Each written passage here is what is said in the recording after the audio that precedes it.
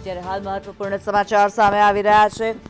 રાહુલ ગાંધીને મોટી રાહત આપવામાં આવી છે। માનહાનિ કેસમાં રાહુલ ગાંધીને મોટી રાહત। રાહુલ ગાંધીની સજા પર સ્ટે લગાવવામાં આવ્યો છે। માનહાનિ કેસમાં રાહુલ ગાંધીને મોટી રાહત આપવામાં આવી છે। હાઈકોર્ટ દ્વારા રાહત આપવાનો ઇનકાર કર્યા બાદ સુપ્રીમ કોર્ટમાં ગયા હતા રાહુલ ગાંધી અને રાહુલ ગાંધીને મોટી રાહત આપવામાં આવી છે। સૌથી મોટા સમાચાર અત્યારના कांग्रेस नेता राहुल गांधी ने मोटी राहत मળી છે।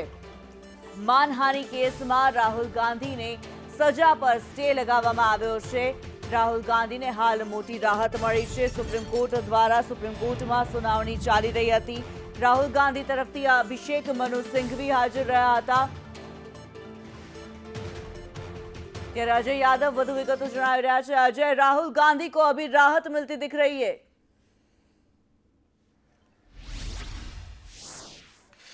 देखिए, निश्चित तौर पे मानहानि केस में राहुल गांधी को राहत मिली है और ये एक तरह से कांग्रेस पार्टी के लिए बड़ा सुकून की बात है। और क्योंकि कांग्रेस पार्टी की तरफ से बार बार ये कहा जा रहा था कि राहुल गांधी को जो मैक्सिमम पनिशमेंट मिला है वो एक तरह से जायज नहीं है।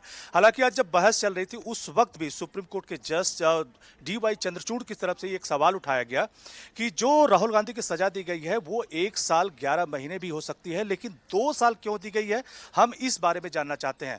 तो इस पे जो महेश जेठमलानी, जो कि पुणे से मोदी के वकील हैं, उनकी तरफ से दलील दी गई कि दरअसल राहुल गांधी आदतन अपराधी हैं। कोई ये पहला मामला नहीं है जो मोदी सरनेम के नाम पर या मोदी समाज का उन्होंने अपमान किया था, बल्कि जब राफेल का पूरा मामला चल रहा था उस वक्त भी राहुल गांधी ने चौकीदार चोर है का स्लोगन दिया था, जो कहीं ना कहीं प्रधानमंत्री नरेंद्र मोदी को टारगेट करते हुए इन्होंने दिया था। तब सुप्रीम कोर्ट में यह मामला आया था और सुप्रीम कोर्ट ने जब फटकार लगाई और उसी के बाद राहुल गांधी ने इस मामले पर माफी भी मांगी थी। तो एक तरह से राहुल गांधी आदतन इस तरह से स्टेटमेंट दे रहे हैं, इसलिए राहुल गांधी को किसी तरह की रियायत नहीं मिलनी चाहिए। जबकि अभिषेक मनु सिंघवी की तरफ से यह दलील दी गई कि राहुल गांधी एक शालीन व्यक्ति है और अमूमन पब्लिक स्पीच में वो तमाम सारी मर्यादा रखते हैं, लेकिन कभी कभी गलतियां हो जाती हैं, लेकिन उतनी बड़ी सजा नहीं मिलनी चाहिए, खास करके एक ऐसे सदस्य को जो रेप्यूटेड हो और खास करके रिप्रेजेंट करता हो एक खास पार्टी को। और ऐसे में उसको इतनी बड़ी सजा देना कहीं ना कहीं उसको दंडित करना है एक खास पार्टी के द्वारा। अभिषेक मनु सिंघवी की तरफ से यह भी कहा गया कि मोदी सरनेम को लेकर के जिनके खिलाफ राहुल गांधी ने टिप्पणी की थी उनकी तरफ से कोई केस नहीं किया गया, बल्कि ऐसे लोगों की तरफ से केस किया गया जो भारतीय जनता पार्टी के कार्यकर्ता थे। तो इससे साफ है कि उनका एजेंडा क्या था। तो ये तमाम सारे दलीलें वहां पे चली हैं और उसी दलीलों में सुप्रीम कोर्ट की तरफ से जरूर ये सवाल आया था कि हम ये जानना चाहते हैं कि जो लोअर कोर्ट की तरफ से या हाई कोर्ट की तरफ से जिस फैसले को बरकरार रखा गया, 2 साल की सजा दी गई, तो वो सजा 2 साल की ही क्यों दी गई थी? 1 साल 11 महीने तक भी दी जा सकती थी, तो वो क्यों नहीं किया गया? तो तमाम सारी दलीलों के बीच अब ये कह सकते हैं कि राहुल गांधी की जो सजा है उस पर एक तरह से स्टे लगी है। ये राहुल गांधी के लिए बड़ी राहत है। जी बिल्कुल अजय, राहुल गांधी के लिए एक बड़ी राहत की खबर है और जानना भी चाहेंगे आगे क्या कार्रवाई हो सकती है।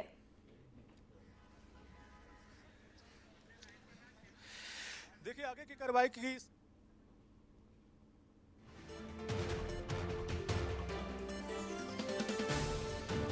અને અત્યારે ભાજપ પ્રવક્તા યજ્ઞેશ દવે જોડાયેલા છે। યજ્ઞેશજી, સ્વાગત છે આપનું સંદેશ ન્યૂઝમાં। જે પ્રમાણે રાહુલ ગાંધીની જે સજા હતી, માનહાનિ કેસને લઈને જે સજા હતી તેના પર હવે સ્ટે લગાવવામાં આવ્યો છે સુપ્રીમ કોર્ટ દ્વારા। આપની પ્રતિક્રિયા?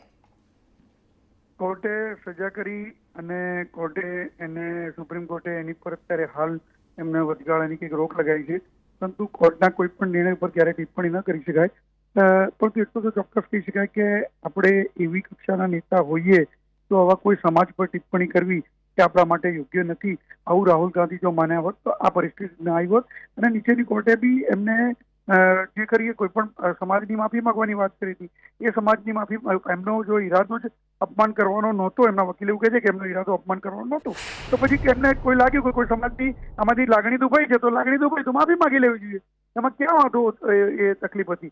પરંતુ આને રાજકીય રંગ આપવા માટે અને પ્રજાની સિમ્પથી જીતવા માટેનો એક નિષ્ફળ પ્રયાસ હતો એવું સ્પષ્ટ રીતે બિલકુલ બિલકુલ યજ્ઞેશભાઈ, આપ અમારી સાથે જોડાયેલા રહેશો। અમિત ચાવડા કોંગ્રેસ નેતા જોડાયેલા છે। અમિતભાઈ, જે પ્રમાણે રાહુલ ગાંધીને અત્યારે રાહત મળતી દેખાઈ રહી છે માનહાનિ કેસની અંદર, આપ શું કહેશો? સત્યમેવ જયતે, અમને પહેલે દિવસથી ન્યાયિક પ્રક્રિયા પર વિશ્વાસ હતો।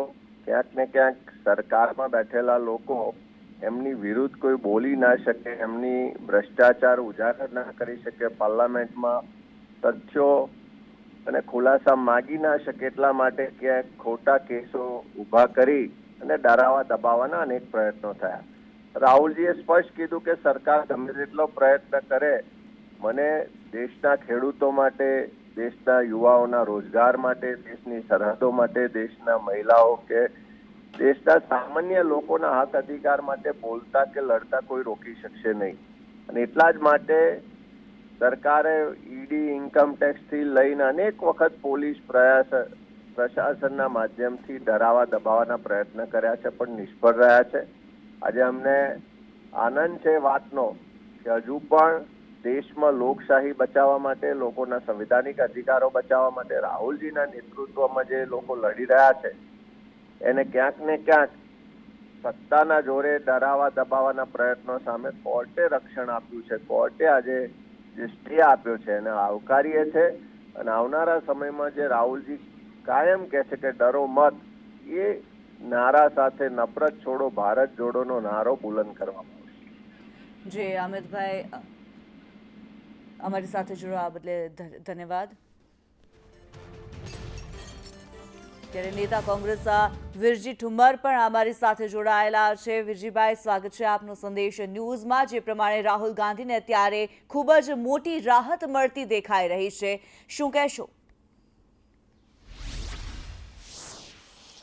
સત્યનો વિજય છે. ગુજરાતની કોર્ટો તરફથી જે ચુકાદા આવ્યા, સુપ્રીમ કોર્ટે ચુકાદાને સ્ટે કરી આપ્યો છે. રાહુલ ગાંધીને મોટી રાહત મળી છે. કાયદાકીય કાર્યવાહી જોશું અને હુકમ આવશે ત્યારે વધારે ખ્યાલ આવશે, પરંતુ અત્યારે સુપ્રીમ કોર્ટમાં સત્યનો વિજય થયો છે. કોંગ્રેસના આગેવાન તરીકે ગર્વ અનુભવું છું કે હજુ પણ બંધારણ બચાવવા માટે અનેક જજ જે કામ કરે છે કરી રહ્યા છે. જજને પોતાને અધિકાર થાય છે કેવો હુકમ કરવો તે, એને ચેલેન્જ જરૂર થઈ શકે, એની ઉપર બીજી વાત ન કરી શકાય, પરંતુ એક માત્ર મોદી અટકવાળા લોકો ભાગી જાય છે. તેમાં મોદી અટક કેમ છે? એ એક સેન્ટેન્સ ઉપર, એક વાક્ય ઉપર 2 વર્ષની સજા. અનેક ગુનેગારો આજે પાર્લામેન્ટમાં બેઠા છે અને મોટાભાગના ગુનેગારો ભારતીય જનતા પાર્ટી સાથે જોડાયેલા છે. સોશિયલ મીડિયામાં પણ આવે છે, ટીવી ચેનલો મારફત આવે છે, એફિડેવિટમાં પણ જોયું છે. ત્યારે માત્ર રાહુલ ગાંધીને ટાર્ગેટ કરવામાં આવી રહ્યા છે. રાહુલ ગાંધીને પપ્પુ સાબિત કરવા માટે કરોડો રૂપિયા ભારતીય જનતા પાર્ટી આ દેશના આપને અહીંયા અટકાવવા માંગીશ चाहिए हाउस में, इस वजह से। और उन्होंने एक चीज़ और बोली कि जो मैक्सिमम पॉसिबल सज़ा दी गई थी ट्रायल कोर्ट में, उसी के बावजूद उसी के बाद ही जो उनका सेंटेंस जो था वो उसकी वजह से वो पार्लियामेंट से डिस्क्वालीफाई हुए थे, तो उस चीज़ पर उन्होंने रोक लगाई है. अब राहुल जी जो है वो हाउस में जा पाएंगे और वहाँ की जो सीट है वो अनरिप्रेजेंटेड नहीं जाएगी. वरना क्या होता कि सितंबर में भी इलेक्शन, चूंकि 6 महीने का समय मिलता है इलेक्शन कमीशन को कि अपना इलेक्शन उसको वो करें, वहाँ पर अनाउंस करें, तो अभी मेरे हिसाब से अब ये इलेक्शन यहाँ पर अनाउंस नहीं होंगे और राहुल जी जो है वो पुनः पार्लियामेंट में जा पाएंगे. क्या गुजरात हाईकोर्ट को लेकर भी टिप्पणी की है सुप्रीम कोर्ट ने? उन्होंने ओरल ऑब्जर्वेशंस दिए हैं, रिटर्न ऑर्डर एक बार देखना पड़ेगा, लेकिन उन्होंने बोला कि जिस प्रकार से कोर्ट का जो ऑर्डर है उसमें जो एक मैक्सिमम पॉसिबल सजा हो सकती थी ट्रायल कोर्ट के द्वारा भी और उसके बाद हाई कोर्ट के द्वारा भी, एक बात कही गई मॉरल टर्पिट्यूड की, कि किसी भी नेता को नैतिक अधिकार पे क्या बोलना चाहिए क्या नहीं बोलना चाहिए, उसके ऊपर उन्होंने टिप्पणी की है.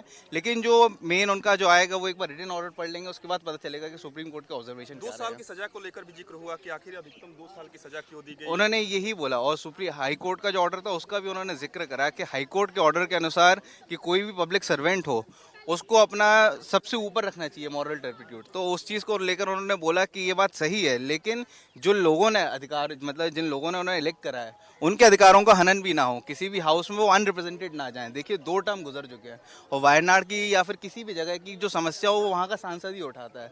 तो 2 साल जी सेशंस, हाँ, 2 सेशन वहाँ से गुजर चुके हैं और वो उसमें पार्ट नहीं ले पाए. तो वहाँ के जो लोग हैं उनके भी अधिकारों का हनन ना हो, तो इसके ऊपर लेकर सुप्रीम कोर्ट ने टिप्पणी की है. तत्काल प्रभाव से उनकी सदस्यता लागू होती है, इस बारे में कुछ आदेश दिया है कोर्ट ने? हाँ, मतलब ये जो स्टे कन्विक्शन है वो उसको स्टे कर दिया गया है, तो वापस से जो वो डिस्क्वालीफाई हुए थे वो डिस्क्वालिफिकेशन जो है वो भी स्टेट हो जाएगा, तो और अब वो पार्ट ले पाएंगे अपना. क्या इस मानसून सत्र में वो हिस्सा ले सकते हैं? उम्मीद लगाई जा रही है. एक बार ऑर्डर आ जाएगा तो बिल्कुल वो ले पाएंगे, क्योंकि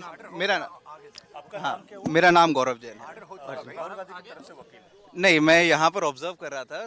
अपना यूथ कांग्रेस लीगल सेल देखता हूँ. राहुल गांधी जी का इसमें ऑन रिकॉर्ड वकील नहीं था मैं. सर नाम दोबारा बोलें. गौरव जैन. मोदी के बयान जो लगातार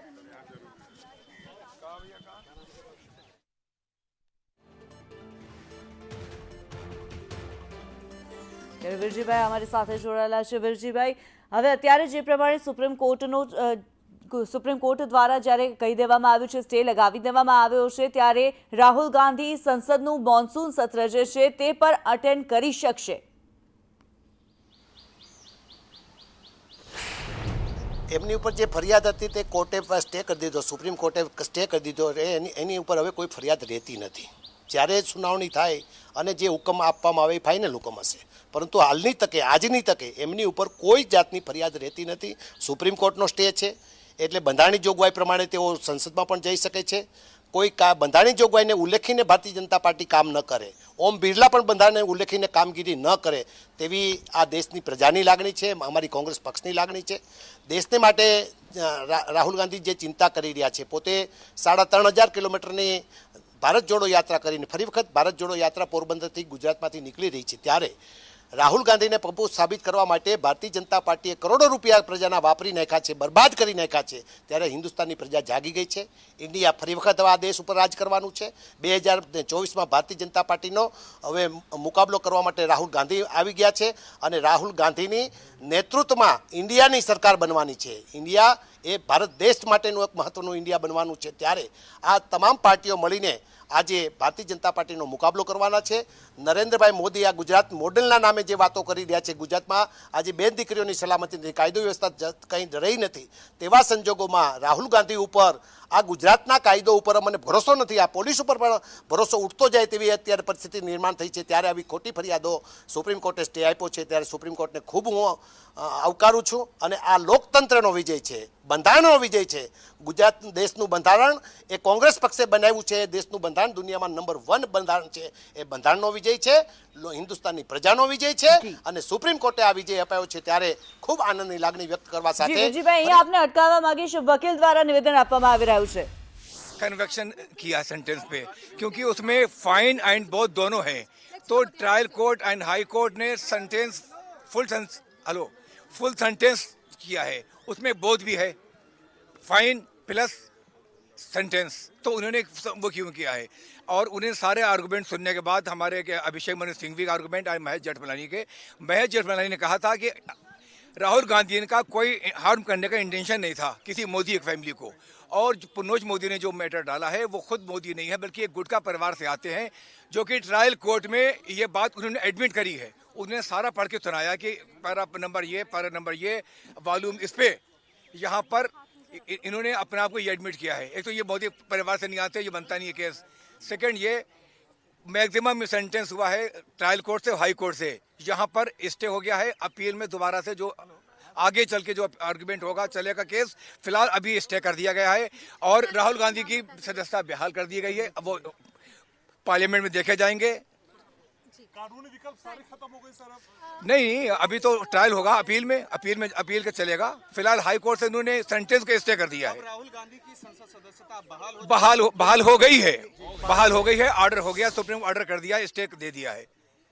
अब जो औपचारिक आदेश आता है लोकसभा की ओर से, हाँ, तो वो आदेश कब तक आ जाना चाहिए? क्योंकि इस पर सुप्रीम कोर्ट का पहले का आदेश है. लक्षद्वीप के जो सांसद थे फैजल साहब, उनके मामले इमीडिएट होगा.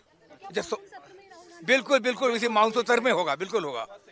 मानसून सत्र में अब राहुल गांधी जाएंगे संसद में? बिल्कुल जाएंगे. आपको देखे जाएंगे, इसी सत्र में देखे जाएंगे. जब सुप्रीम कोर्ट ने स्टे दे दिया तो राहुल गांधी बिल्कुल देखे जाएंगे. तनवीर भाई आइए ना, मैं आपसे बात करना चाहूंगा. तनवीर भाई, मेरे साथ